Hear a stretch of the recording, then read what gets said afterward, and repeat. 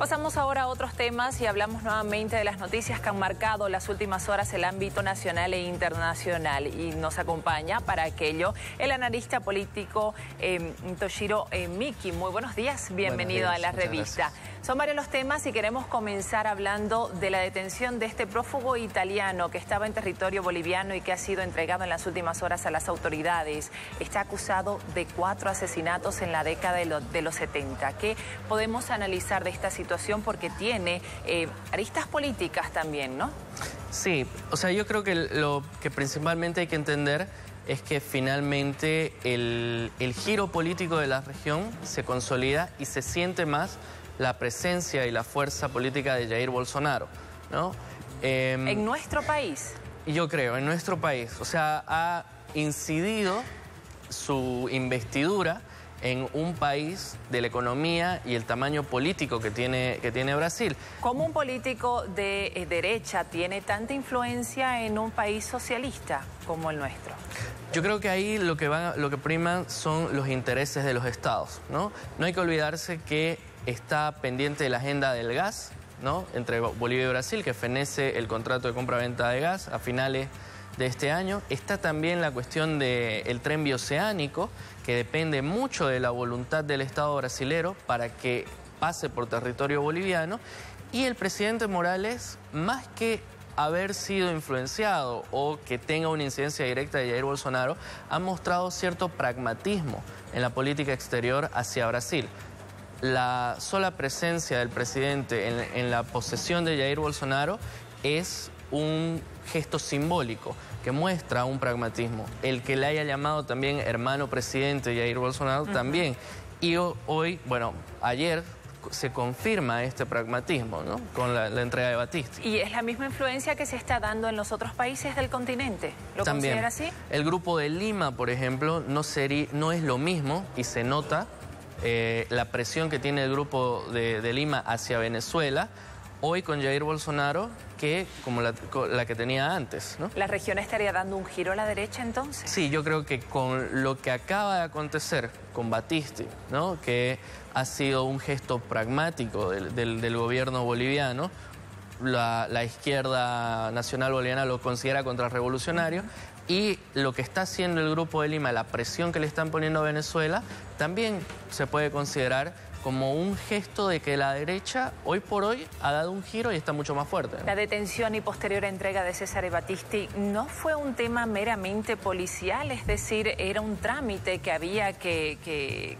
cumplir, que acatar por normas internacionales. Sí, pero hay que también considerar los derechos humanos y el pedido de asilo que había tenido, o de refugio político que había pedido Battisti al CONARE. Y prácticamente se han saltado muchos pasos jurídicos, ¿no? Y eso ha generado repercusiones dentro y fuera del país, dentro y fuera del movimiento al socialismo. ¿Cómo analiza usted? Sobre todo dentro, ¿no?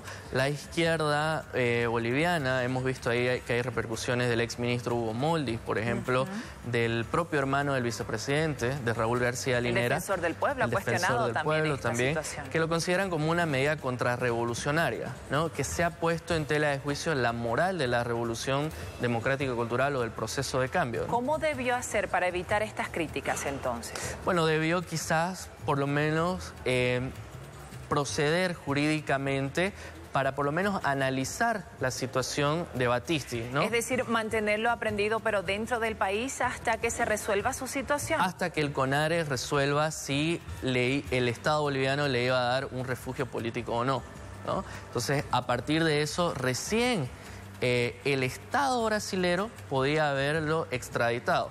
Pero lo que hemos visto es que a Battisti ni siquiera lo han extraditado a Brasil, lo han enviado directamente a Roma. Porque eso se está cuestionando en estos momentos, que se haya entregado directamente a la fuerza policial italiana y no a través del Brasil, que era quien lo estaba buscando. ¿Cómo se analiza eso? ¿Eso es correcto? ¿Debió ser de otra forma? Lo correcto es que haya pasado por Brasil, ¿no? ¿Por qué? Porque él procedía de Brasil. Él tenía un refugio en Brasil, pero ya estaba siendo perseguido allá. Exacto. Un juez, con el advenimiento de Jair Bolsonaro, le había levantado el refugio político en Brasil. Entonces lo correcto hubiera sido que las autoridades brasileras lo extraditen para después trasladarlo a Pero Brasil. esto no ha generado tensiones políticas, porque incluso el mismo Jair Bolsonaro ha felicitado a las autoridades bolivianas, ¿no? Entonces no hay preocupación por ese lado. En ese sentido, Jair Bolsonaro lo tenía como una promesa electoral, que la ha cumplido a 14 días. Entonces se ve que en términos políticos es bastante efectivo. Pero finalmente lo que se muestra... Y con un aliado boliviano en todo caso. Lo que se muestra es que su incidencia en la región es bastante fuerte, ¿no? Se deja sentir en ese sentido. Bien, pasemos de este caso que implica a Bolivia y a Brasil a analizar la situación en Venezuela. La pasada semana Nicolás Maduro ha asumido un segundo mandato cuestionado a nivel nacional e internacional y es de 6 años. ¿Qué es lo que podemos esperar en la región y dentro de ese país? Bueno, lo que se está tratando de visibilizar es que podría haber un gobierno paralelo, ¿no? Que es lo que se comienza a hablar con lo que está haciendo Guaidó, tratar de asumir la presidencia interina de Venezuela. Pero esto creo yo que va a ser bastante difícil porque el gobierno que pretende Guaidó no tiene fuerza física, no tiene fuerza territorial. Prácticamente todos los estados federados y todos los municipios, la gran mayoría de los municipios, están en manos del chavismo. Y prácticamente las fuerzas militares, la fuerza económica, la fuerza pública está dominada por el chavismo. ¿Y la fuerza social? Y la fuerza social yo considero que está dividida.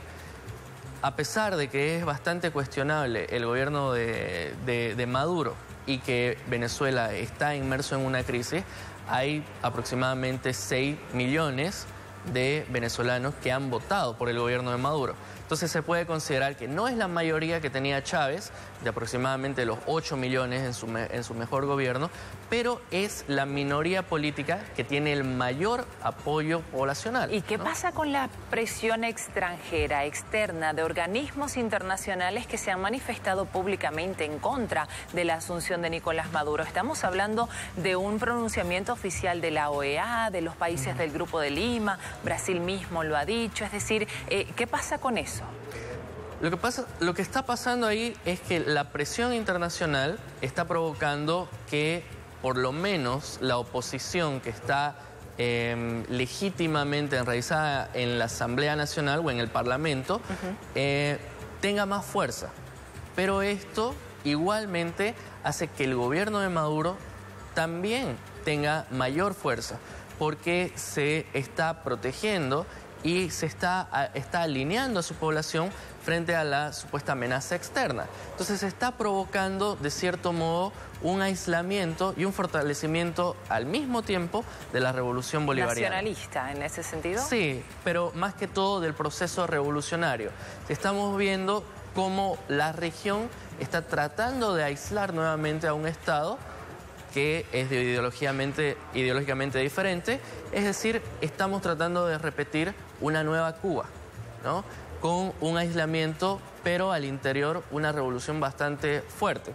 Con cuestionamientos, sí, pero esos cuestionamientos territorialmente y físicamente están bastante debilitados, ¿no? Paraguay ya rompió relaciones diplomáticas, ¿no? Paraguay, Colombia está amenazando con lo propio, hay que ver cómo va a proceder el propio Bolsonaro en este caso. ¿Será sostenible la situación en Venezuela, el gobierno en Venezuela, bajo esas características dentro y fuera del país?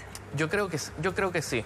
O sea, lo que tiene que entender mucha gente es que la famosa transición que está pidiendo la oposición, por ejemplo, o lo que pide el Grupo de Lima de desconocer al gobierno de Maduro y llamar a elecciones inmediatamente, es bastante difícil. O sea, no se puede dar una transición sin el gobierno de Maduro. Entonces, lo que hace el Grupo de Lima, la presión que está desarrollando, no va a llevar a un buen puerto, ¿no? Porque finalmente hace que se fortalezca el propio gobierno de Maduro y se fortalezcan políticos de extrema derecha como el propio Jair Bolsonaro, porque llegan a sus países a decir no queremos repetir una nueva Venezuela.